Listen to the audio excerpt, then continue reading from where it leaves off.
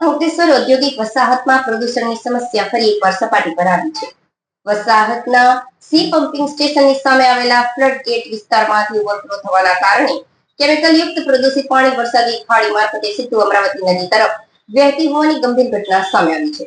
ધોધમાર વરસાદ ન હોવા છતાં આ પ્રકારે પ્રદૂષિત પાણી વહેતું હોવાની જાણ થતાં પર્યાવરણ સુરક્ષા માટે કાર્યરત પર્યાવરણવાદી દ્વારા ગુજરાત પ્રદૂષણ નિયંત્રણ બોર્ડને તાકીદે લેખિત ફરિયાદ કરવામાં આવી હતી.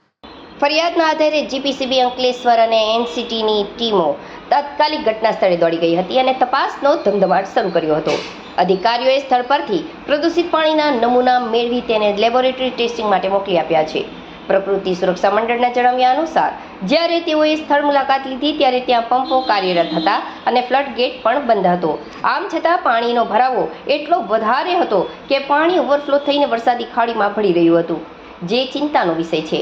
આક્ષેપ પ્રતિ આક્ષેપ વચ્ચે એસોસિએશને ટેકનિકલ ખામી ગણાવી હતી તો પર્યાવરણ પ્રેમીઓ કાયમી ઉકેલ માંગ્યો હતો. ઘટનાની ગંભીરતાને જોતા અંકલેશ્વર ઇન્ડસ્ટ્રીયલ એસોસિએશનના હોદ્દેદારો પણ ઘટના સ્થળે દોડી આવ્યા હતા. પર્યાવરણ પ્રેમીઓ અને એસોસિએશન વચ્ચે આ મુદ્દે ચર્ચા થઈ હતી.